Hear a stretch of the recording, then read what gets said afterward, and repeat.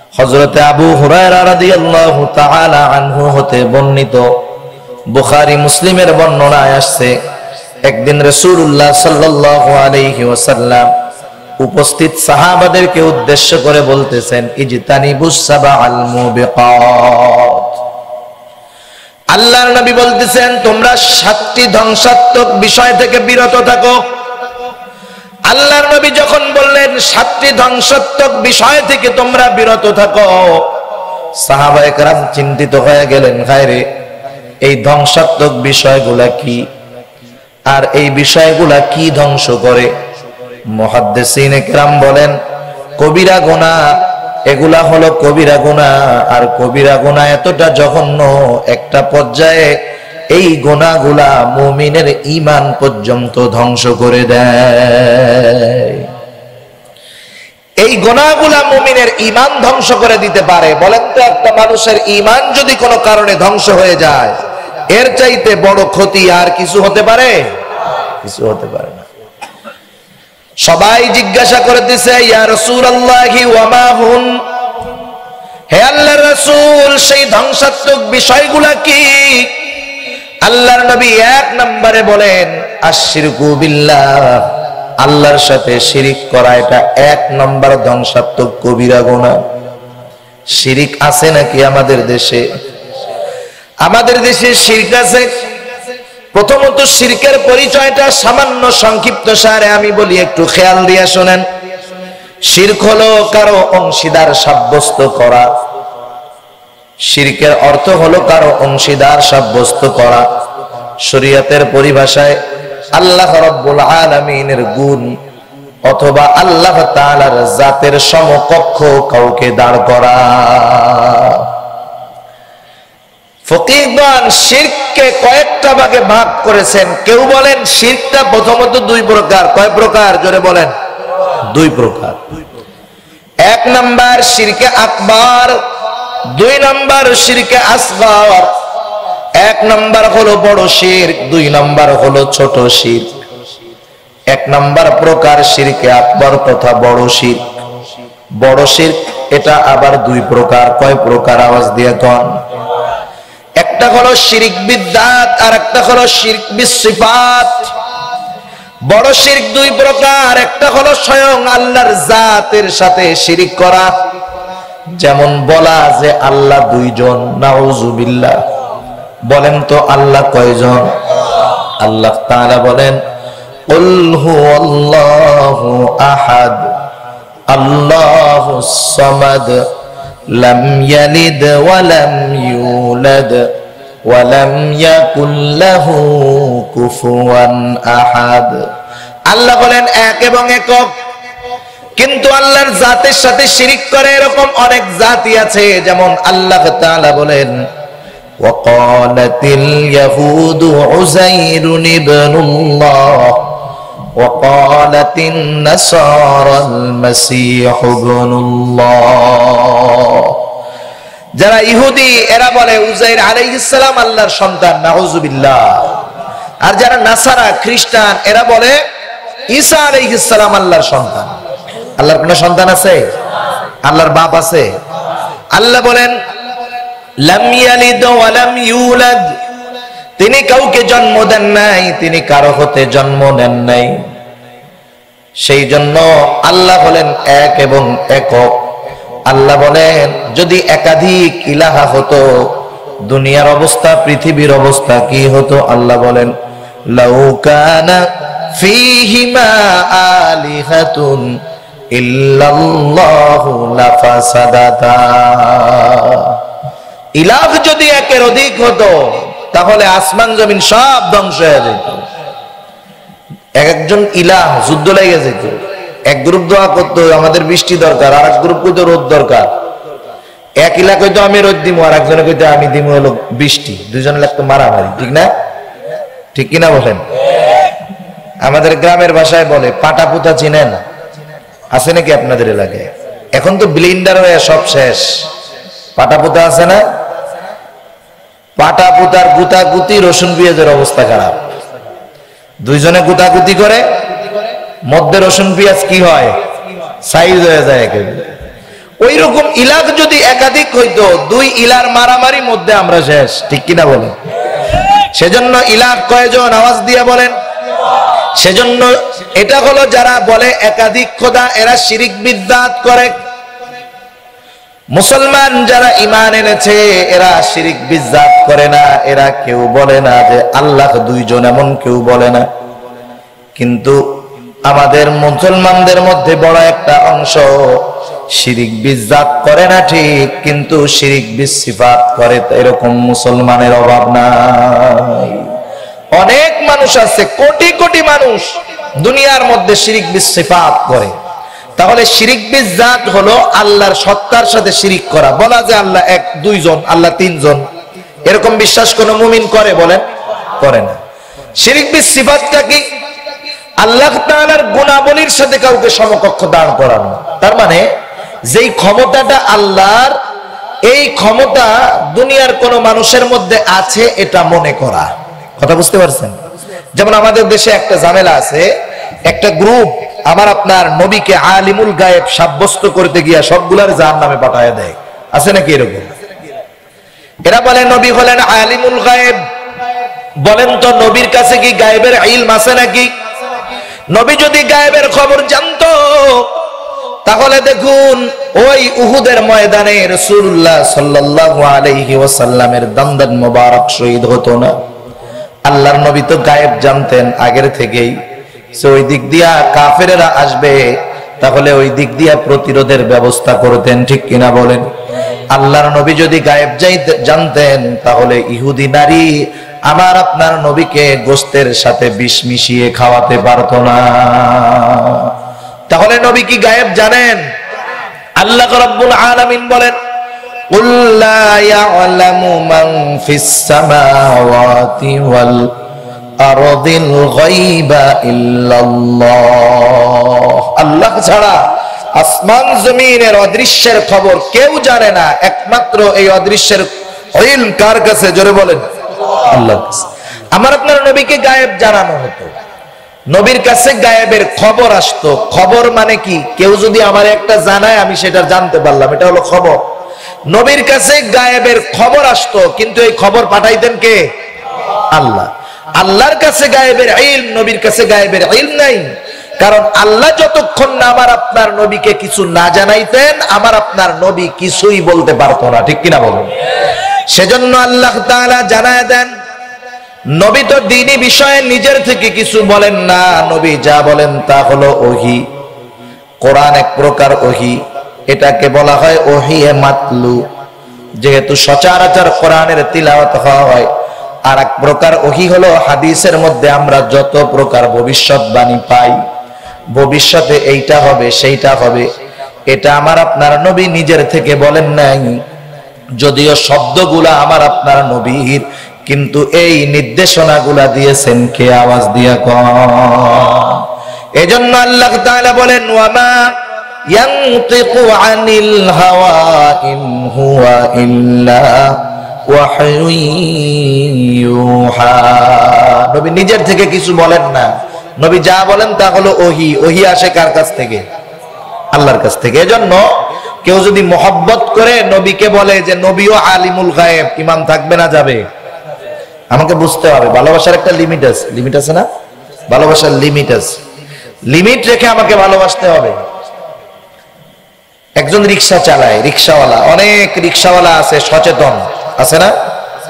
রিকশা নিয়ে যাইতেছে, দুপুরবেলা রিকশা চালায়, আপনি তাকে ডাক দিলেন, এ পাইলট খাড়াও। যেই লোকটার মধ্যে ন্যূনতম বোধ আছে ও বলবে ভাই চালাই রিকশা, পাইলট বলে অপমান করেন না। আপনি যদি তাকে এখন ওয়াজ করে বুঝান যে দেখো একজন পাইলট হওয়ার জন্য কত ব্যয়, কত পরিশ্রম আছে তুমি জানো? সিভিল এভিয়েশনে ভর্তি হওয়ার পরে মিনিমাম 30 লক্ষ টাকা তাকে খরচ করতে হয় পাইলট হওয়ার জন্য। আর আমি তোমারে বিনা খরচে তোমারে পাইলট লাগলাম, তা তুমি বেজার হইছো কেন? ও বলবে ভাই যেটা যার মধ্যে নাই সেই বিষয়ে তাকে সম্বোধন করা, সম্মান করা না, বরং অপমান করা, ঠিক কিনা বলেন? সেজন্য আমার নবীর মধ্যে যে ইলম নাই, ভালোবেসে তাকে ওই ইলমে গুণান্বিত করা মানে কি? নবীকে অপমান করা। আল্লাহর নবী বলেন যে আমার ব্যাপারে মিথ্যা বলল তার ঠিকানা সে জাহান্নাম বানায় দিল। আমার নবী গায়েব জানেন না? নবীকে ভালোবাসার আর কোনো পদ্ধতি মনে হয় নাই, শুধু গালিমুল গায়েব সাব্যস্ত করলেই ভালোবাসা হয়ে গেল। আপনি নবীর সূরাতে নিজেকে সাজান, নবীর সুন্নাতের আলোকে নিজেকে সাজান, নবীর লেবাসে নিজেকে সাজান, নবীর আখলাক দিয়ে সাজান। খালি আপনি নবী প্রেমের প্রমাণ দিতে গিয়ে কেন এগুলা বলে সমাজের মধ্যে ফিতনা সৃষ্টি করেন? ঠিক কিনা বলেন? এগুলা আল্লাহর সাথে শিরিক করা হয়, আল্লাহর সিফাতের সাথে। এখন বলতে পারেন হুজুর আল্লাহর সিফাতের সাথে যদি শিরিক করা হয় সমস্যা কোথায়? এক্সাম্পল বোঝানোর জন্য বলি। মনে করেন আমাদের বাংলাদেশের প্রধানমন্ত্রী এটা কোনো নাম না, প্রধানমন্ত্রী নাম, এটা ওনার একটা গুণ। এটা কি বলেন? বলে যে প্রধানমন্ত্রীকে একটা গালি দিল। কেউ যদি বলে তুই গালি দিলি কেন? আমি তো শেখ হাসিনারে গালি দেই নাই, প্রধানমন্ত্রীকে গালি দিয়েছি। বলেন তো প্রধানমন্ত্রীকে গালি দেওয়া মানে কাকে গালি দেওয়া? জোরে বলেন কাকে? আচ্ছা, আর একজনে শেখ হাসিনারে গালি দিচ্ছে, আর একজনকে তুই প্রধানমন্ত্রীর গালি দিলি কেন? তোকে আমি কি প্রধানমন্ত্রীর বলছি? আমি তো শেখ হাসিনারে বলছি। এখন বলেন তো শেখ হাসিনাকে গালি দেওয়া মানে কাকে গালি দেওয়া? প্রধানমন্ত্রীকে গালি দেওয়া। আল্লাহ রাব্বুল আলামিনের এই রকম কিছু গুণ আছে, যেমন আল্লাহ বলেন খালেক, যিনি খালেক তিনি আল্লাহ। ঠিক কিনা বলেন? যিনি মালিক তিনি আল্লাহ, আল্লাহ যিনি মালিক তিনি, রহমান যিনি আল্লাহ তিনি, আল্লাহ যিনি রহমানও তিনি। এইরকম কিছু গুণ, কিছু পাওয়ার আছে যেগুলা শুধুমাত্র আল্লাহ। এখন যদি এই বিষয়টা আল্লাহ বাদ দিয়ে অন্য কারো কাছে যদি চাওয়া হয়, তাহলে আল্লাহ রাব্বুল আলামিনের সিফাতের সাথে শিরিক করা হয়। যেমন বলেন তো সন্তান দেওয়ার ক্ষমতা এটা কার? আল্লাহ রাব্বুল আলামিন কোরআনুল কারীমের মধ্যে জানায় দেন, আমি যাকে চাই তাকে কন্যা দেই, যাকে চাই তাকে ছেলে দেই, আবার কাউকে দেইও না। তার মানে সন্তান দেওয়ার ক্ষমতাটা কার হাতে? আওয়াজ দিয়ে বলেন। এখন যদি কেউ দুনিয়ার সর্বশ্রেষ্ঠ আল্লাহর ওলির কাছে গিয়ে সন্তান চায়, তাহলে এই লোকটা ওই আল্লাহর ওলিকে আল্লাহর সাথে সমকক্ষ দাঁড় করায় দিল। কিন্তু বুঝে না, এগুলা বলবেন দেখবেন উল্টা আরো আপনারে গালি দিবে। এরকমই তো হয়, কি বলেন? কথাগুলো আমাকে বুঝতে হবে যে যেই ক্ষমতাগুলা আল্লাহর, সেই ক্ষমতাগুলা দুনিয়ার কোন মানুষকে আল্লাহ দেন নাই, সেগুলা আল্লাহ ব্যতীত কারো কাছে চাওয়া যাবে না। আপনি দুনিয়ার মাজারে চান, পীর সাহেবের কাছে চান, কবরের কাছে গিয়ে চান, কেন? আল্লাহর নবীর কি সেটা দেওয়ার ক্ষমতা আছে যেটা আল্লাহ দেয়? জোরে বলেন আছে?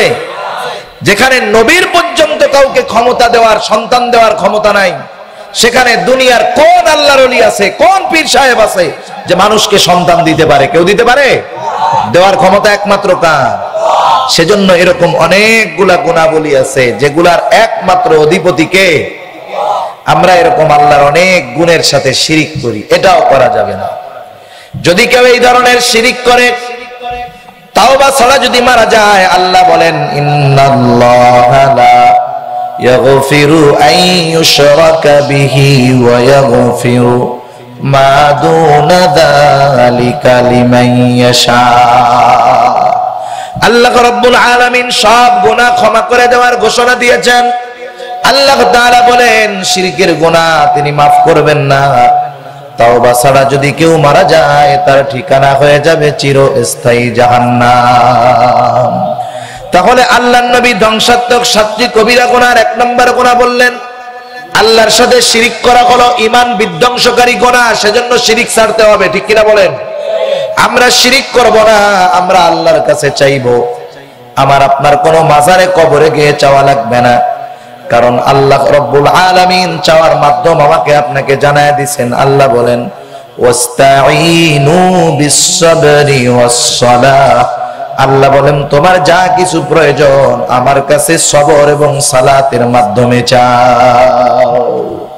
যেই মানুষগুলা দেখবেন এরকম মাজারে গিয়া, পীর সাহেবের কাছে গিয়া, কবরে গিয়ে চায়, ওরা কোনোদিন সবর আর সালাতের সাথে, মানে ধৈর্য আর নামাজের মাধ্যমে আল্লাহর কাছে সাহায্য চায় না। ঠিক কিনা? সেজন্য আমরা শিরিক থেকে বেঁচে থাকবো, কারণ এটা হলো ঈমান বিধ্বংসী গুনাহ। 2 নম্বর গুনার কথা নবী আমার বলেন as-সিহর, জাদু করা, এটা ঈমান বিধ্বংসী গুনাহ। 4 মাযহাবের ইমাম এই ব্যাপারে একমত। জাদু বিদ্যা শিক্ষা করা, কারো উপরে প্রয়োগ করা, এটা হলো কুফরি। সেজন্য আমরা জাদু শিখবো না। কিন্তু অনেকে তো আমাকে আপনাকে জাদুর মাধ্যমে ক্ষতি করতে পারে কি পারে না? জাদুর যে ক্ষতি হয় এটা সত্য। রাসূলুল্লাহ সাল্লাল্লাহু আলাইহি ওয়াসাল্লামকে লাবিদ ইবনে আসিম জাদু করছে। আল্লাহর নবীর মাথার চুল মোবারক নিয়ে ভাঙ্গা একটা চিরুনির মধ্যে চুলগুলা দিয়া 11টা গিট দিয়া আল্লাহর নবীর উপরে জাদু করা হলো। একটা পরিত্যক্ত কূপের মধ্যে ওটারে ফালাইয়া খেজুর গাছের ছাল বাকল দিয়ে ঢেকে রাখা হলো। আল্লাহর নবী ভুলে যাইতেন। এই অবস্থার মধ্যে কয়েকদিন অতিবাহিত হওয়ার পরে নবী আমার শুয়ে আছেন। দুইজন ফেরেশতা আল্লাহর নবীর কাছে আসছে, একজন পার কাছে বসা আর একজন মাথার কাছে বসা। একজন আরেকজনকে জিজ্ঞাসা করে এই ব্যক্তির কি হলো? আরেকজনে জবাব দেয় নাকি জাদু করা হয়েছে। কিভাবে জাদু করছে? মাথার চুল দিয়া চিরুনির সাথে 11টা গিট দিয়ে জাদু করা হয়েছে। এই সামগ্রীটা কোথায় রাখা আছে? বলে অমুক কূপের মধ্যে, পরিত্যক্ত কূপে খেজুর গাছের ছাল বাকল দিয়ে ঢেকে রাখা হয়েছে। তার মানে ফেরেশতারা আয়েশা নবীকে জানায়া দেয়, কারণ নবীর স্বপ্ন ওহী। নবীর স্বপ্ন কি? আওয়াজ দিয়া কোন। ইব্রাহিম আলাইহিস সালাম স্বপ্ন দেখছেন যে ওনার ছেলেকে উনি জবাই করতেছেন, যে আমি জবাই করতেছি, এটা ওনার জন্য ওহী। আপনি স্বপ্নে দেখে জানি আবার এটা করতে যায় না। আমরা যদি এরকম স্বপ্ন দেখি জবাই করা লাগবে, খবরদার, এটা করা যাবে না। নবীদের স্বপ্ন কি? ওহী। আল্লাহর ওলিরা যারা কবিরা গুনাহ করে না, গুনার সাথে নাই, এমন আল্লাহর ওলিরা যদি স্বপ্ন দেখে, স্বপ্ন ভালো, কিন্তু যেই বেটা নামাজ পড়ে না, স্বপ্ন দেখে কয় আমার 2 রাকাত নামাজ কবুল হয়ে গেছে, আর লাগবে না, আমার আর নামাজ লাগবে না, 2 রাকাত কবুল হয়ে গেছে, এই 2 রাকাতই আমার নাজাতের জন্য যথেষ্ট, এটা মানা যাবে? কেউ যদি বলে আমি স্বপ্ন দেখছি আমার পর্দা লাগে না, আমার মনের পর্দাই আসল পর্দা, এটা মানা যাবে? এমনি আল্লাহর নবীর সব রাকাত নামাজ কবুল হয়েছে, এরপরও নবী নামাজ ছেড়ে দিয়েছেন। রাসূলুল্লাহ সাল্লাল্লাহু আলাইহি ওয়াসাল্লাম, আল্লাহ রাব্বুল আলামিন আমার আপনার নবীর আগে পরের সব গুনাহ আল্লাহ তাআলা maaf করে দিয়েছেন। আয়েশা সিদ্দিকা রাদিয়াল্লাহু তাআলা আনহা হতে বর্ণিত, তিনি বলেন রাতের বেলায় রাসূলুল্লাহ সাল্লাল্লাহু আলাইহি ওয়াসাল্লামের সাথে শুয়ে থাকতাম, হঠাৎ দেখতাম আল্লাহর নবী আমার বিছানার পাশে নাই। দেখতাম মসজিদে নববীর মধ্যে আল্লাহর নবী নামাজে দাঁড়ায় গেছেন।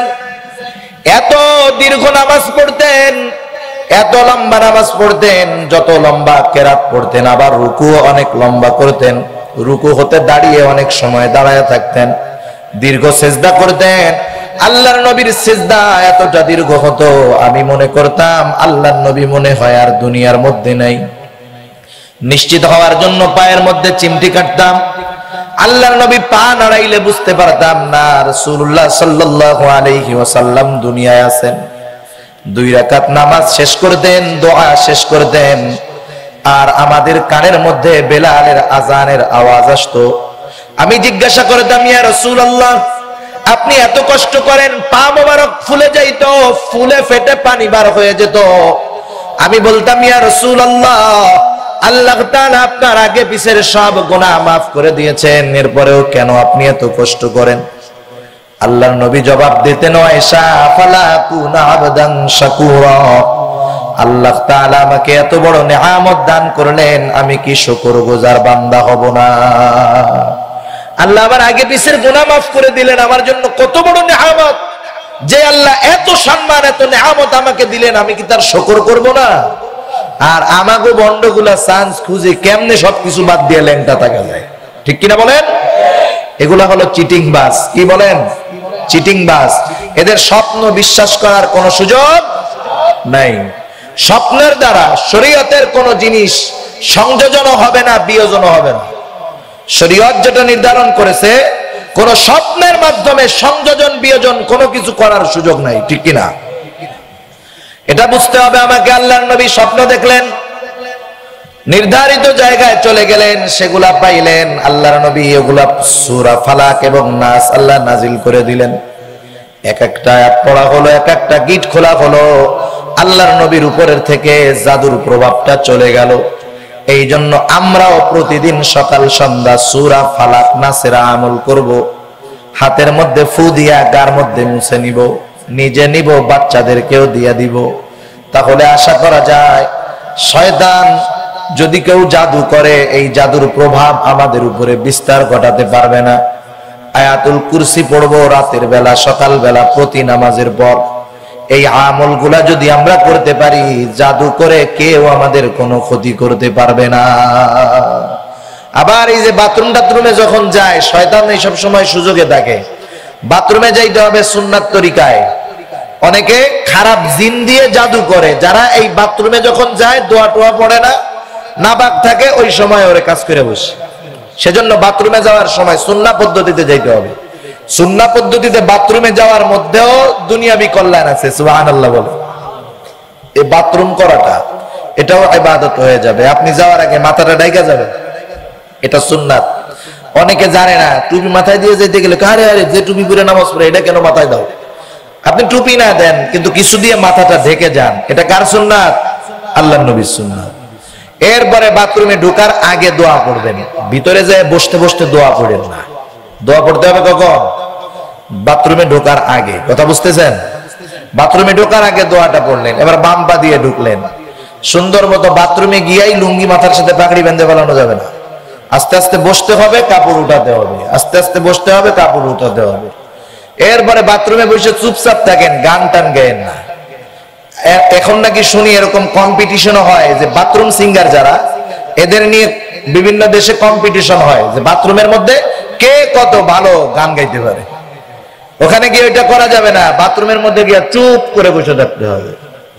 বাম পাশে চাপ দিয়ে বসতে হবে, বাম রানের সাথে বাম পাশটাকে চাপ দিয়ে বসতে হবে। এই যে ইংলিশ কমোড ইউজ করা হয়, ব্যবহার করা হয়, ইংলিশ কমোডে যেমন সুবিধা আছে অসুবিধাও আছে। আমি আপনি যখন সুন্দর মতো প্লেন কমোডের মধ্যে যখন বসি, পার চাপ পাকস্থলীতে ভালো মতো লাগে, তখন কি হয়, পাকস্থলীর মধ্যে যেখানে বাথরুম থাকে সেটা চাপে সব বের হয়ে যায়। কিন্তু কমোডে যখন বসা হয় কি হয়, আপনি তো চেয়ারে বসার মতো বসেন, তাই না? তখন এই পাকস্থলীতে রানের চাপ ভালো মতো লাগে না, ওই বাথরুমগুলা কিছু থেকেই যায়, এক সময় ওটা ইনফেকশন হতে পারে। এজন্য যারা কমোটে বসতে বাধ্য, পার নিচে কিছু দিয়ে একটু চাপ দিয়ে বসবেন, বুঝেন তো, শারীরিক উপকার হবে। এরপরে আপনি বাথরুম শেষ করে ওযু করবেন, বের হয়ে দোয়া পড়বেন। দেখেন এই বাথরুম করাটাও ইবাদত হয়ে যাবে, সুবহানাল্লাহ। আর এই যে বাথরুমের মধ্যে মাথা কেন ঢেকে যাবেন? মাথা যখন ঢেকে যাওয়া হবে, চুল হলো অন্যতম সংবেদনশীল একটা স্থান। আপনি দাড়ির মধ্যে কোনোদিন কারো খুশকি হয়েছে নাকি? অনেকে বলছে দাড়ি নাই, খুশকি কোত্থেকে দেখবো? দাড়িতে কোনোদিন খুশকি লাগে না, কিন্তু মাথায় এক দুই দিন শ্যাম্পু না করলে ময়লা ধরে যায়। আমি সকালে শ্যাম্পু করছি, গোসল করছি, আমি এখন যদি এরকম নড়া দেই ভালো মতো খুশকি বের হবে। কিন্তু দেখেন তো দাড়ি কেমন এক জিনিস, এখানে কোনোদিন খুশকি লাগে না। লাগে দেখছেন কারো লাগতে? লাগে না। কিছু লোকের জট হয়, সেটা ভিন্ন জিনিস। ওই যে এক লোক দেখলাম বঙ্গবন্ধুর খুনিদের বিচার না হইলেও নাকি দাড়ি আর চুল কিছুই কাটবে না, ওর এমন জট হইছে শয়তানে সুইংগাম লাগাই দিছে ওই জায়গায়। নইলে এই অবস্থা হবে কেন? আল্লাহ রাসূল সাল্লাল্লাহু আলাইহি ওয়াসাল্লাম দাড়ি চুল পরিপাটি রাখতেন, সুন্দর রাখতেন, তেল দিতেন, মাঝে মধ্যে চিরুনি ব্যবহার করতেন। এই মাথা এটা সংবেদনশীল জায়গা বেশি। বাথরুমের মধ্যে হাজারো ব্যাকটেরিয়া আছে। আপনি যদি মুখ খুইলা কথা বলেন, করোনা ভাইরাস কোন জায়গা দিয়ে ঢুকে? বলছে না যে মুখ, চোখ, কান এগুলোর মধ্যে হাত লাগানো যাবে না, হাত বারবার পরিষ্কার করতে হবে। আপনি সুন্নাহ পদ্ধতি ফলো করেন না। আপনি যদি 5 ওয়াক্ত নামাজ পড়েন, দৈনিক মিনিমাম 5 বার ওযু করতে হবে কি হবে না? এর সাথে একবার গোসল করবেন, 6 বার। আপনি ইসলামী অনুশাসন যদি মেনে চলতে চান, ইসলাম বলতেছে সর্ব অবস্থায় ওযুর হালতে থাকো। আপনি যদি ওযু করেন, সর্ব অবস্থায় ওযুর হালতে যদি থাকতে চান, দেখবেন ডেলি 15 বার ওযু করা হয়ে গেছে, ঠিক না? 15 বার যদি কোনো ব্যক্তি সুন্দর মতো হাত ধোয়, পরিষ্কার রাখে, এর কি ভাইরাস ধরার সম্ভাবনা আছে? নাই। সেজন্য ইসলাম দেখেন কত সুন্দর। আপনি যখন বাথরুমের মধ্যে যাবেন, মাথাটাকে ঢেকে রাখবেন। এই কারণে ওই ব্যাকটেরিয়া গুলা চুলের সাথে মিশে মাথার মধ্যে খুশকি সৃষ্টি করবে, মাথার রোগ হতে পারে, চামড়ার রোগ হতে পারে। আপনি যদি মনের সুখে বাথরুমের মধ্যে গান গান, ব্যাকটেরিয়া গালের মধ্যে গিয়া পেটের অসুখ সৃষ্টি করতে পারে। এজন্য চুপ করে বসে থাকতে হবে, কিছু বলা যাবে না। আবার এক ফাজিল এসে কয়, হুজুর বাথরুমের মধ্যে কাম টাম পাই না তো ভিডিও গেমস খেলি। কত বড় ফাজিল হইছে এইগুলা।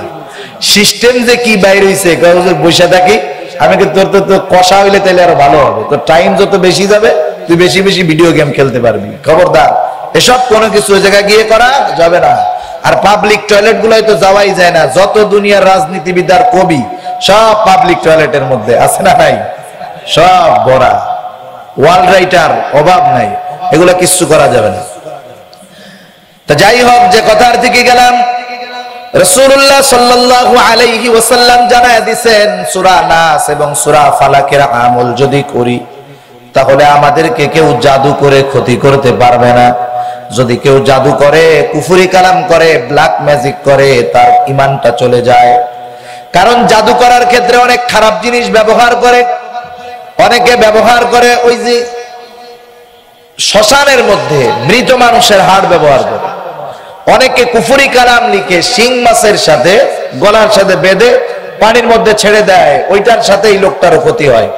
সেজন্য আমরা নিজেদেরকে সেফ রাখার জন্য সূরা নাস ফালাকের আমল করব। কোরআন হলো মুমিনের জন্য সকল প্রকার শেফা, সুবহানাল্লাহ বলেন। সেজন্য আমরা নিজেদেরকে সেভ করব। আর কোন সময় জাদুবিদ্যার আশ্রয় নিব না, জাদু দিয়ে কারো ক্ষতি করব না, জাদু শিখবো না, কারণ এগুলো আমার ঈমানকে ধ্বংস করে দিবে। ঠিক আছে তো ইনশাআল্লাহ? আমরা কোরআনের আমল করব, তাহলে জাদু থেকে বাঁচতে পারবো। এজন্য রাসূলুল্লাহ সাল্লাল্লাহু আলাইহি ওয়াসাল্লাম জানায় দিলেন, as-sihr দ্বিতীয় হলো জাদু করা। এটা হলো অন্যতম ঈমান ধ্বংসাত্মক কবিরা গুনাহ। 3 নাম্বার, রাসূলুল্লাহ সাল্লাল্লাহু আলাইহি ওয়াসাল্লাম বলেন, ওয়া কাতলুন নাফস আল্লাতী হারামাল্লাহু ইল্লা বিল হক। কাউকে হত্যা করা শরীয় কারণ ব্যতীত, আল্লাহ যাকে হত্যা করা হারাম করেছেন সেই রকম কোন প্রাণকে হত্যা করা। দেখেন, শরীয়ত যেই কারণে হত্যার শাস্তি নির্ধারণ করেছে, এটা ছাড়া অন্যায়ভাবে কাউকে হত্যা করা এটা জঘন্যতম অন্যায়। আর মুমিনকে হত্যা করা এটা তো আরো বড় অন্যায়। রাসূলুল্লাহ সাল্লাল্লাহু আলাইহি ওয়াসাল্লাম বলেন, সিবাবুল মুমিনি ফুসুক ওয়া কিতালুহু কুফর। মুমিনকে গালি দেওয়া ফুসুকি, আর মুমিনকে হত্যা করা এটা হলো কুফরি। সেজন্য আমরা কখনো কোনো মুমিনকে গালি দিব না। গালি দিব? কোনো মুমিনকে গালি দিব না, কারণ গালি দেওয়ার স্বভাব মুমিনের না। বরং মুমিনকে যদি কোনো খারাপ মানুষ গালি দেয়, সে ধৈর্য ধারণ করবে। হযরতে আবু বকর রাদিয়াল্লাহু তাআলা আনহু, ওনাকে একদিন এক ইহুদি গালি দিতেছে। গালি কোন কারণে গালি দেয় হযরতে আবু বকর সিদ্দিক রাদিয়াল্লাহু তাআলা আনহু জানেন না। ইহুদি গালি দিচ্ছে, রাসূলুল্লাহ সাল্লাল্লাহু আলাইহি ওয়াসাল্লাম একটু পাশে দাঁড়িয়ে মুস্কি মুস্কি হাসি দেয়। আবু বকর সিদ্দিক রাদিয়াল্লাহু তাআলা আনহু এবার ইহুদিকে জিজ্ঞাসা করে, ও ইহুদি, কেন আমাকে গালি দাও? ইহুদি গালি দেওয়া বন্ধ করে দিল, আল্লাহর নবীর মুখের হাসিটাও চলে গেল। আবু বকর রাদিয়াল্লাহু তাআলা আনহু যখন দেখলেন আল্লাহর নবীর মুখে হাসি নাই, কোন কারণে ইহুদি গালি দিল সেটা ওনার শোনার মতো খেয়াল আর নাই। এখন খেয়াল চলে গেছে আল্লাহর নবী হাসতেছিলেন, কেন হাসিটা বন্ধ হয়ে গেল। তিনি দৌড় দিয়ে রাসূলুল্লাহ সাল্লাল্লাহু আলাইহি ওয়াসাল্লামের কাছে চলে গেলেন। গিয়ে জিজ্ঞাসা করে, ইয়া রাসূলুল্লাহ, এতক্ষণ পর্যন্ত আপনি হাসতেছিলেন, এখন কেন আপনার হাসিটা বন্ধ হয়ে গেল? আল্লাহর নবী বলেন, ও আবু বকর, ইহুদি তোমাকে গালি দিচ্ছিল, তুমি চুপচাপ তার গালি শুনতেছিলা, জবাব দিচ্ছিলে না। তোমাকে যখন ইহুদি গালি দিচ্ছিল, আল্লাহ রাব্বুল আলামিন তোমার পক্ষ থেকে একজন ফেরেশতা নিযুক্ত করে দিল। সে তোমাকে গালি দেয়, আর ফেরেশতা তোমার পক্ষ থেকে তার জবাবটা দিয়ে দেয়। এই দৃশ্যটা দেখে আমি হাসতেছিলাম। তুমি যখন ইহুদিকে থামায় দিলা, ফেরেশতা চলে গেল, আর আমার হাসিটাও বন্ধ হয়ে গেল। সেজন্য আমার যদি কেউ গালি দেয়, আমার লস আছে নি বলেন?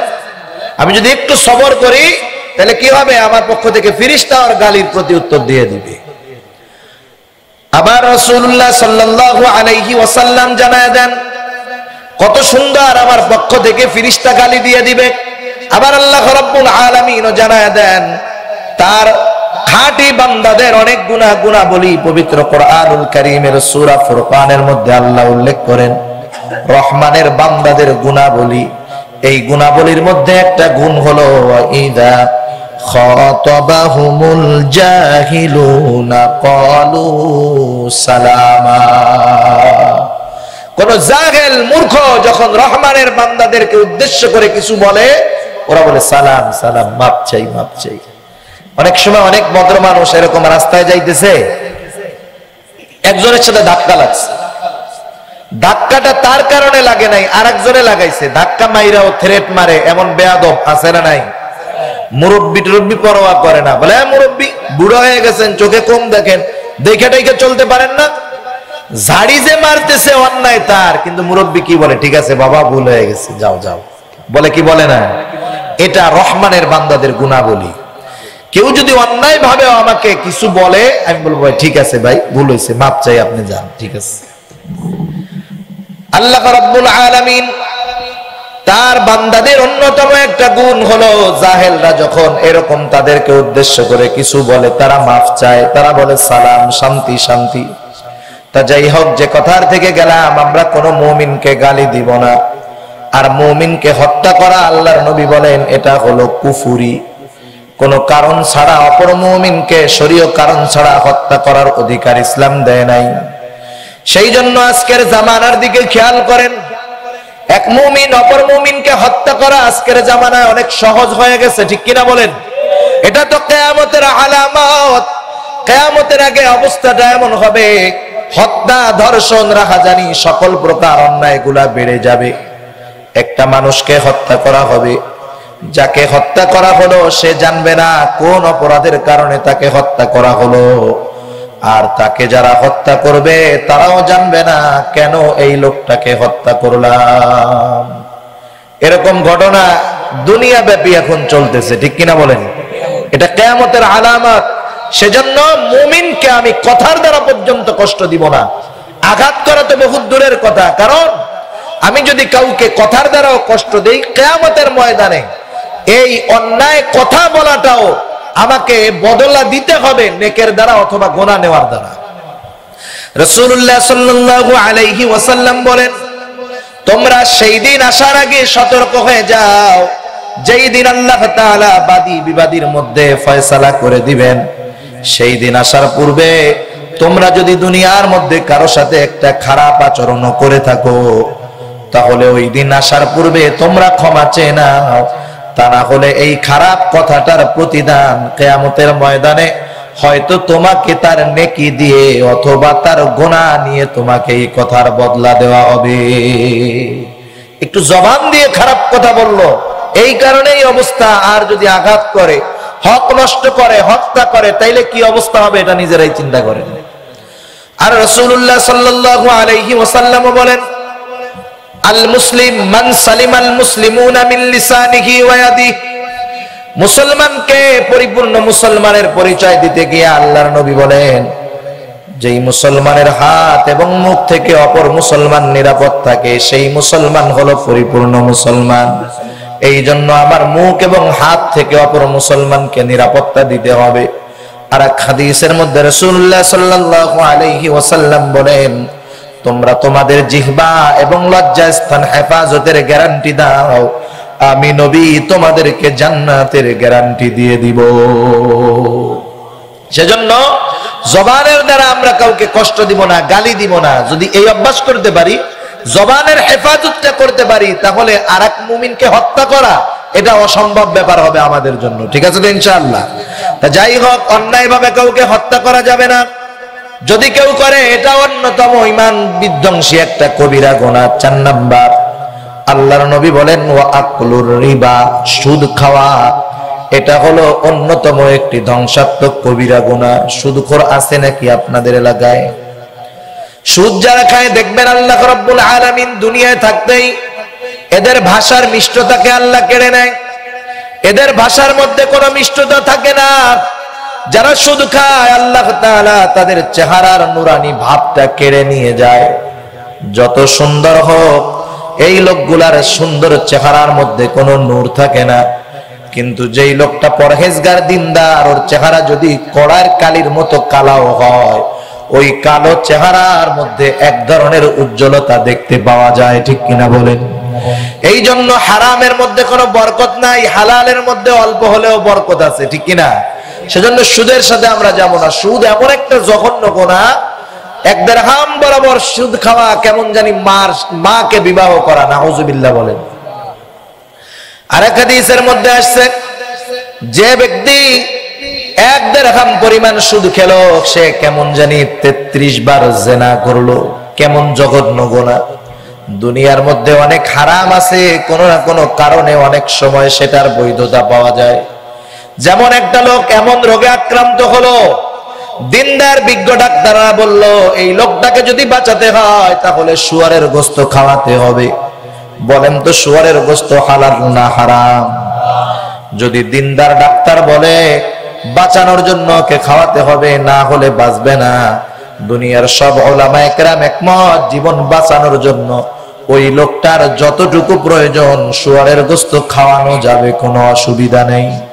যদি কোন ডাক্তার দিনদার ডাক্তার বলে একে যদি বাঁচাতে হয় মদ খাওয়াইতে হবে, দুনিয়ার সব উলামায়ে কেরাম একমত জীবন বাঁচানোর জন্য এই লোকটাকে মদ খাওয়ানো যাবে। যদি বলে পায়খানা খাওয়াইতে হবে তাও খাওয়ানো যাবে। কিন্তু বলেন তো দুনিয়ার কোন এমন রোগ আছে যেটা হলে ডাক্তার প্রেসক্রিপশন করবে, সাজেশন করবে এই লোকটাকে যদি বাঁচাতে হয় তাহলে সুদ খাওয়াতে হবে? এমন রোগ হওয়ার সম্ভাবনা আছে? তাহলে সুদ এটা কখনো বৈধতা পাওয়ার সুযোগ নাই। বরং কি হয় জানেন, আমাদের দেশের অনেক নামাজি মানুষ আলহামদুলিল্লাহ করে সুদের টাকা খায়। কোন ব্যক্তি যদি বুঝে শুনে বিসমিল্লাহ বলে মদ খায়, ওর ঈমান থাকবে না যাবে? বলেন তো, ঈমান চলে যাবে। এক লোক চাকরি শেষ করেছে, চাকরির শেষে সরকার তাকে টাকা দিয়েছে 30 লাখ। এখন তো বয়স হয়ে গেছে, কি করবে? 30 লাখ টাকা ব্যাংকে ফিক্সড ডিপোজিট করে রাখছে।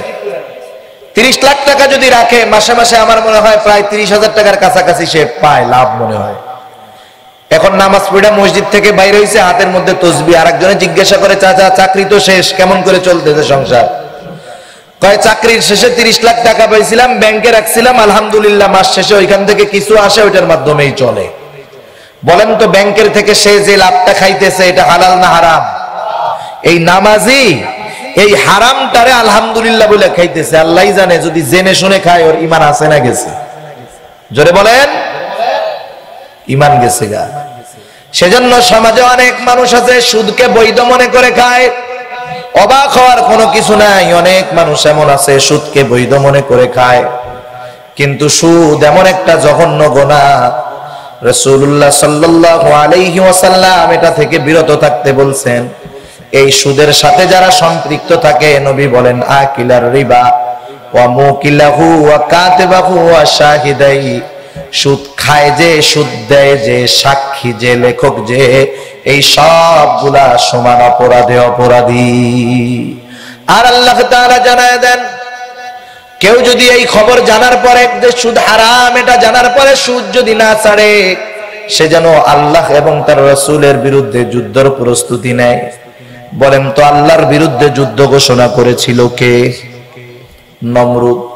তাহলে যে এই কথাগুলা জানার পরেও সুদ ছাড়ে না, তার মধ্যে আর নমরুদের মধ্যে কোনো পার্থক্য নাই।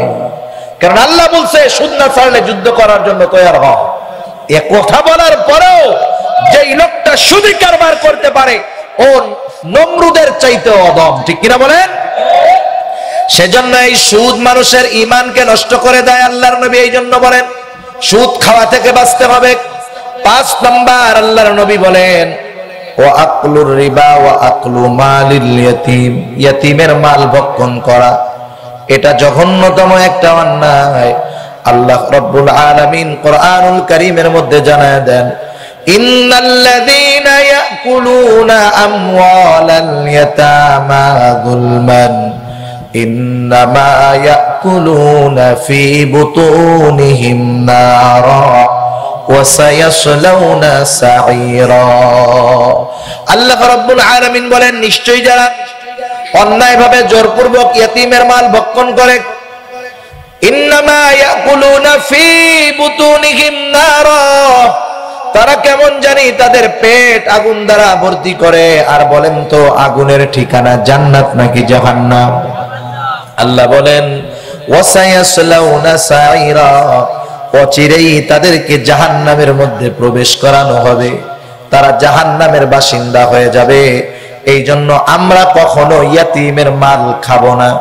বরং অনেক ক্ষেত্রে তো এমন হয় বড় ভাই যখন মারা যায় ছোট ভাই ইন্না লিল্লাহ না পড়া বউয়ের সাথে বলে আলহামদুলিল্লাহ, এটা মরছে, ভালো হইছে। কেন ভালো হইলো? কয় আমার ভাতিজা তো ছোট, কিছু বুঝে টুঝে না, সিস্টেমে যত ভালো ভালো প্লেস মতো জায়গাগুলো আছে এগুলো আমি দখল দিয়ে নিতে পারবো। বড় ভাই বাইসে থাকলে তো আর এই কামটা করতে পারতাম না। আছে না নাই এরকম লোক বলেন? সেজন্য ইয়াতিমের মাল আমরা খাবো না, ইয়াতিমের সাথে খারাপ আচরণ করব না। আল্লাহ রাব্বুল আলামিন আমার আপনার নবীকে জানায় দেন, ফাআম্মাল ইয়াতীমা ফালা তাকহার। নবী আপনি কখনো ইয়াতিমের সাথে ধমকের সুরে কথা বলবেন না, ইয়াতিমের সাথে মিষ্টি সুরে কথা বলতে হবে। কারণ ইয়াতিমের সাথে যদি মিষ্টি কথা কেউ বলে আল্লাহ খুশি হয়ে যায়। ইয়াতিমের সাথে যদি কেউ রূঢ় ভাষায় কথা বলে বেজার হয়ে যায়। ইয়াতিমের মাথায় যদি কেউ মোহাব্বত করে হাত বুলায় দেয়, ওই ইয়াতিমের মাথার চুল পরিমাণ সওয়াব আল্লাহ তাআলা তার আমলনামায় লিখে দেয়। আল্লাহর নবীর কাছে একজন সাহাবী আসছে, বলে ইয়া রাসূলুল্লাহ, আমার অন্তরটা বড় শক্ত, দিলটা বড় কঠিন, আমি কেমন করে আমার অন্তরটাকে নরম বানাতে পারি? আল্লাহর নবী বলেন, আমসিহ রাসাল ইয়াতীম ওয়া আতঈমিল মিসকিন। ইয়াতিমের মাথায় বেশি বেশি হাত বুলায় দাও আর মিসকিনদেরকে বেশি বেশি খাবার খাওয়াও, তাহলে তোমার শক্ত হৃদয়টা আল্লাহ তাআলা নরম বানায় দিবে। 5 নম্বর আল্লাহ রাব্বুল আলামিনের নবী বলেন, ওয়াতাওয়াল্লি ইয়াউমাজ যাহফ। জিহাদের ময়দান থেকে যদি কেউ পিছনে ফিরে আসে, পলায়ন করে, তাহলে এটা কিন্তু অন্যতম ইমাম ধ্বংসাত্মক একটা কবিরা গুনাহ। যদি সেনাপতির নির্দেশে যুদ্ধের কৌশল হিসাবে কেউ যদি পিছু হটে সেটা ভিন্ন জিনিস, কিন্তু যদি যুদ্ধের ময়দান থেকে ফিরে আসে তাহলে কিন্তু কবিরা গুনাহ। উহুদের যুদ্ধে যেমন মুনাফিক সর্দার আব্দুল্লাহ ইবনে উবাই 300 সঙ্গীকে নিয়ে পেছন থেকে সরে আসছে, সবগুলা ঈমানবিহীন মারা গেছে। সেই জন্য যদি কখনো জিহাদের ময়দানে যেতে হয়, কাফেরের সাথে আমাদের যদি লড়াই হয়, মুসলমান জীবন দিবে তবু জিহাদের ময়দান থেকে পিছু হটবে না। আর সর্বদা অন্তরে এই তামান্না রাখতে হবে, জিহাদের তামান্না, শাহাদাতের তামান্না অন্তরে রাখতে হবে। যখন কোন হক্কানি উলামায়ে কেরামের পক্ষ থেকে দুনিয়ার অবস্থা যদি এমন হয়, গাজওয়ায়ে হিন্দ যদি সংগঠিত হয়ে যায়, আল্লাহর নবী এই জিহাদ সম্পর্কে বলছেন, ওইখান থেকে যদি কেউ পিছু হটে, শহীদ যেগুলা হবে সব জান্নাতি, যেগুলা পিছু হটবে সবগুলা জাহান্নামী। সেজন্য এই তৈয়ার থাকার দরকার আছে না নাই? অন্তরের মধ্যে এই তামান্না রাখতে হবে। দুনিয়াব্যাপী যেই পরিস্থিতি চলতেছে, কখন না জানি জিহাদের ময়দানে আমাদের নামতে হয়, তৈয়ার থাকার দরকার। আছি তো তৈয়ার ইনশাআল্লাহ? আল্লাহ কবুল করুক। এরপরে 7 নম্বর ধ্বংসাত্মক কবিরা গুনাহ আল্লাহ তাআলা বলেন, সতী সাধ্বী নারীর বিরুদ্ধে ব্যভিচারের অপবাদ দেওয়া। এটা অন্যতম একটি জঘন্য কবিরা গুনাহ। কারণ একটা নারীর বিরুদ্ধে যখন আপনি অপবাদ দিবেন, ওই মেয়েটার যদি বিবাহ না হয়, হয়তো আপনার এই অপবাদের কারণে তার আর বিবাহ হবে না। আবার যদি সেই মহিলাটা বিবাহিত হয় আপনার অপবাদের কারণে, হয়তো তার স্বামীর সাথে তার সংসারটা সুখের হবে না। স্বামী হয়তো তাকে অস্বীকার করে মিথ্যাবাদী মনে করে ওকে ছেড়ে দিবে, তখন কি হবে? মেয়েটার জীবন নষ্ট। সেজন্য এই ধরনের অপবাদ কাউকেই আমরা দিব না। গীবত থেকে এক সময় অপবাদের দিকে মানুষ চলে যায়। এজন্য যখন কোথাও কোনো মজলিস হয়, হাকিমুল উম্মাত শাহ আশরাফ আলী থানভী রাহমাতুল্লাহি আলাইহি বলেন, তোমরা যখন কোথাও কয়েকজন বসো, আমরা বসি না মাঝে মধ্যে আড্ডায় বসে, তখন অনুপস্থিত কোন ব্যক্তির সুনামও তোমরা করবা না। কারণ কি হবে? একজন বলছে যে অমুক হুজুর খুব ভালো, আর একজন বলবে ভালো, ওনার গোমর আমি জানি, আর একজন বলবে আরে তুই জানোস নি হুজুরে কত খারাপ, নামাজ কালাম কিছুই পড়ে না। এরকম আস্তে আস্তে সুনাম থেকে মজলিসটা গীবত অতিক্রম করে অপবাদ পর্যন্ত চলে যাবে। ঠিক কিনা বলেন? এরকম হয় না মজলিস গুলায়? সেজন্য অনুপস্থিত কারো সুনামও বলার দরকার নাই, কারণ এটা এক সময় খারাপ পর্যন্ত নিয়ে যাবে। তার বিষয়ে চুপ থাকাই ভালো। আবার অনুপস্থিত কারো দোষ বর্ণনা করারও প্রয়োজন নাই, এটা হলো গীবত। আল্লাহ রাব্বুল আলামিন নিষেধ করেছেন। আল্লাহ বলেন, ওয়ালা ইয়াগতাব বা'দুকুম বা'দা আইয়ুহিব্বু আহাদুকুম আইয়াকুলা লাহমা আখিহি মাইতান ফাকারিহতুমু। তোমরা কি তোমাদের মৃত ভাইয়ের গোশত খাওয়া পছন্দ করো? কেউ কি করে? জোরে বলেন। আল্লাহ বলেন এটাকে তোমরা পছন্দ করো, অথচ মৃত ভাইয়ের গীবত খাওয়ার মতোই, গোশত খাওয়ার মতোই হলো কারো গীবত করা। এই জন্য জীবিত মৃত কারোই গীবত করা যাবে না, এটা আমরা করব না। আবার আমরা তো গীবত বাদ দিয়ে তহমত অপবাদ দিয়ে দেয়, এটাও আমরা করব না। বিশেষ করে আমাদের দেশে মা বোনদের মধ্যে এই গীবত আর এই অপবাদের অভ্যাসটা বেশি দেখা যায়। আমরা আমাদের মা বোনদেরকে এইসব বিষয় থেকে মানা করব। আমাদের গ্রাম অঞ্চলে একটা কথা বলে, 3 মহিলা যেই জায়গায় কলকাতা সেই জায়গায়। তার মানে 3 মহিলা যখন এক জায়গা হয়, এলাকার সব অকারেন্সের খবর এদের কাছে পাওয়া যায়, ঠিক না? ওই মজলিসের মধ্যে কার মেয়ে কি করলো, কার পোলা কি করলো, সব গল্পই এই। এগুলা করা যাবে না, এগুলা খুব খারাপ জিনিস। সে মৃত হোক আর জীবিত হোক, কারো ব্যাপারে খারাপ ধারণা করা যাবে না। আল্লাহ মানা করেছেন, ইয়া আইয়ুহাল্লাযীনা আমানু জতানিবু কাসীরাম মিনায-যন। আপনি আমারে দাড়ি টুপিওয়ালা দেখছেন, আমারে অতি সুফি বাবার কোনো সুযোগ নাই। আপনার এটা বাবার দরকার নাই যে লোকটা খুব তাহাজ্জুদ ওয়ালারে, লোকটা খুব বুজুর্গ রে, না, এত বাবার দরকার নাই, আমি হুজুর এতটুক পাবেন। আবার আরেকজনের মুখে দাড়ি নাই, প্যান্ট শার্ট পরা, আপনার তারে জাহান্নামী বাবারও কোনো সুযোগ নাই, ঠিক কিনা বলেন? কারণ হতে পারে লোকটার লেবাস ওইরকম, কিন্তু ওই দাড়ি টুপিওয়ালার চাইতে তার অন্তরটা আরো বেশি ভালো হতে পারে, কি পারে না? সেজন্য আল্লাহ তাআলা কারো ব্যাপারে অতিরঞ্জিত চিন্তা ভাবনা করতে মানা করছেন, কারো ব্যাপারে প্রবল ধারণা করতে আল্লাহ তাআলা মানা করছেন। সেটা ভালো হোক আর মন্দ হোক, করব না। লোকটা জীবিত হোক আর মৃত হোক, এটা করব না। কারণ একজন মানুষ মারা গেল, সে জান্নাতি না জাহান্নামী, এই গ্যারান্টি দেওয়ার ক্ষমতা কি আমাদের আছে নাকি?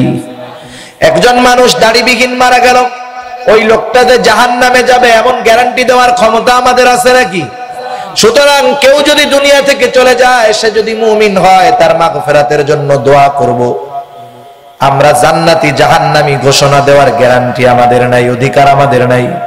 কে জান্নাতি কে জাহান্নামী একমাত্র জানেন কে, আওয়াজ দিয়ে কোন। এই জন্য আমি কাউকে অপবাদ দিব না, কারো গীবত বলবো না। সর্বশেষ একটা ঘটনা শোনায় আলোচনা শেষ করব। ইমাম আহমদ ইবনে হাম্বল রাহমাতুল্লাহি আলাইহির জামানার ঘটনা। একজন মহিলা আর একজন মহিলা মারা গেছে, তারে গোসল করাইতেছে। গোসলের সময় সে তার মুখ পরিষ্কার করে আর মনে মনে বলতেছে, না জানি এই জবানটা দিয়ে কত গুনাহ করছে, কত মিথ্যা কথা বলছে, কত অশ্লীল কথা বলছে। হাতটা ধোয়াইতেছে আর মনে মনে চিন্তা করতেছে, না জানি এই হাত কত অন্যায় করেছে। লজ্জাস্থানের ব্যাপারে চিন্তা করতেছে, না জানি এই স্থান দিয়ে কত ব্যভিচার করছে। এভাবে চিন্তা করতেছে, গোসল করাইতেছে। অপর দিক দিয়ে দীর্ঘ সময় অতিবাহিত হয়ে যায়, তার গোসল করানো শেষ হয় না। মানুষেরা পেরেশান হয়ে গেছে, সন্ধ্যা লেগে গেল। মহিলার দাফনটা কমপ্লিট করার দরকার, কি ব্যাপার এত সময় লাগে নাকি গোসল করতে?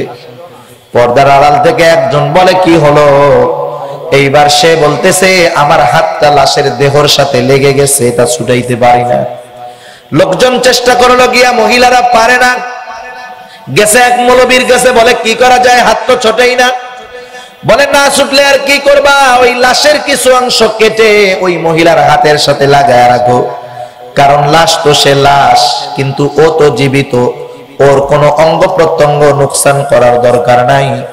এইবার এই ফয়সালা নিয়ে যখন আসা হলো, লাশ যাদের, ওরা বলে কেন আমাদের লাশের ক্ষতি করা হবে? আর একজনের কাছে গেছে, সে ফতোয়া দিল, ওই মহিলার হাতের কিছু অংশ কেটে লাশের সাথে লাগায় রাখো।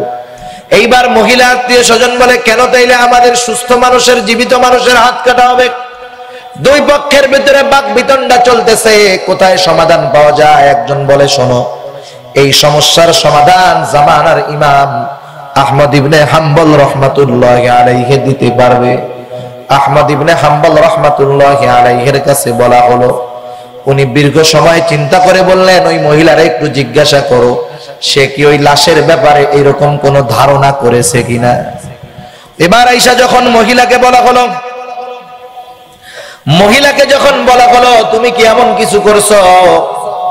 মহিলা বারবার অস্বীকার করে, বলে না, এমন কিছু আমি তো করি নাই। এবার মহিলারে বলা হলো, তুমি যদি সত্যটা স্বীকার না করো, হাত কিন্তু ছুটবে না। মহিলা ভীত সন্ত্রস্ত হয়ে গেল। এবার বলতেছে, হ্যাঁ আমি এরকম চিন্তা ভাবনা করেছি এই মহিলার ব্যাপারে, লাশের ব্যাপারে। ইমাম আহমদ ইবনে হাম্বল বললেন, এই মহিলার গায়ে 80টা বেত্রাঘাত করো, তা না হলে এর হাতটা লাশের দেহ থেকে ছুটবে না। গুনে গুনে যখন 80টা বেত্রাঘাত সম্পন্ন হলো, এইবার মহিলার হাতটা লাশের থেকে ছুটে গেল। ওই সময়ের মানুষগুলা তো অন্যরকম ছিল, হয়তো শাস্তিটা দুনিয়ায় পেয়ে গেল, কিন্তু আমাদের অবস্থা কি হবে? আখিরাতে এই শাস্তিগুলা জমা থাকবে। এজন্য আমরা এই ধরনের গুনাহগুলা থেকে বিরত থাকবো। থাকা যাবে না? থাকা যাবে তো ইনশাআল্লাহ। 7টা গুনার কথা বললাম। কেন গুনাহ ছাড়তে হবে? কারণ গুনাহ ছাড়তে হবে এই জন্য, গুনাহ হলো আল্লাহ তাআলার বর্ডার। এটা অতিক্রম যে করে সে সীমা লঙ্ঘন করে। সে কি করে? সীমা লঙ্ঘন করে। আর যে সীমা লঙ্ঘন করে কেন করে? দুনিয়ার মহব্বতে, দুনিয়ার লোভে করে। সুদ খায়, ঘুষ খায়, হত্যা করে, জেনা ব্যভিচার করে, সব অন্যায়গুলোর সাথে দুনিয়ার মহব্বত সম্পৃক্ত থাকে। ঠিক কিনা বলেন? আর আল্লাহ তাআলা বলেন, ওয়ালাহান, আর এদের ঠিকানা হলো জাহান্নাম। ফাইন্নাল জাহিমা হিয়াল মাওয়া। আর যেই ব্যক্তি আল্লাহর সামনে জবাবদিহিতা আছে এই চিন্তা ভাবনা করে, ওয়া আম্মা মান খাফা মাকামা রাব্বিহি, যারা এই চিন্তা করে যে আমার দুনিয়ার সব আমলের হিসাব আল্লাহ তাআলার সামনে দিতে হবে, আল্লাহর সামনে আমাকে দাঁড়াতে হবে, জীবনের প্রতিটা সময়ের হিসাব আল্লাহর কাছে দিতে হবে, এই চিন্তা যেই মানুষগুলার অন্তরের মধ্যে থাকে, আল্লাহ বলেন ওয়ানাহান নাফসা আনিল হাওয়া, আর নফস যা চায় তা করে না। তার মানে যারা আখিরাতে আল্লাহর সামনে হিসাব দেওয়ার চিন্তা ভাবনা করে, তারা নফসের চাহিদা মুআফিক চলে না, বরং আল্লাহ এবং তার রাসূলের অনুসরণ করে চলে। আল্লাহ বলেন এই মানুষগুলার আবাসস্থল হলো জান্নাত। এদের আবাসস্থল কোথায়? জান্নাত। তাহলে আমরা কোথায় যাইতে চাই? জান্নাতে না জাহান্নামে? জোরে বলেন, কোথায় যেতে চাই? জান্নাতে যদি যেতে চাই তাহলে আমাদের খেয়াল খুশি যা মন চায় করা যাবে? আমাদেরকে করতে হবে ওইটা আল্লাহ এবং তার রাসূলের নির্দেশ আছে যেগুলা। ঠিক কিনা বলেন? গুনাহ ছাড়তে হবে। গুনাহ যদি আমরা ছাড়ি, অপরাধ যদি ছাড়ি, দেখবেন আমাদের উপরে গজব আসে না, আমাদের উপরে অতিবৃষ্টি অনাবৃষ্টি আসে না, ঝড় জলোচ্ছ্বাস এগুলা আসবে না। আমাদের গুনাহ ছাড়তে হবে। যা আসে এগুলা আমাদের হাতের কামাই। কিসের কামাই? হাতের কামাই। আল্লাহ বলেন যাহারাল ফাসাদু ফিল বাররি ওয়াল বাহর বিমা কাসাবাত আইদিন নাস, জলে স্থলে যত রকমের বিপর্যয় এটা মানুষের হাতের কামাই। মানুষ যখন গুনাহ করে জমিন তখন বলে আল্লাহ আদেশ দেন আমি ওকে গ্রাস করে নেই। আল্লাহ বলে রাখ রাখ, সময় আছে তাওবা। সেজন্য আমার হায়াত ফুরিয়ে যাওয়ার আগে তাওবার দরজা খোলা থাকবে সূর্য পশ্চিম দিক দিয়ে ওঠার আগ পর্যন্ত, কিন্তু অতদিন তো আমার হায়াত থাকবে না। থাকবে বলেন? সেজন্য আমার আগেও হুজুর তাওবার কথা বলে গেছে, আমরা ইস্তেগফার করে তাওবা করে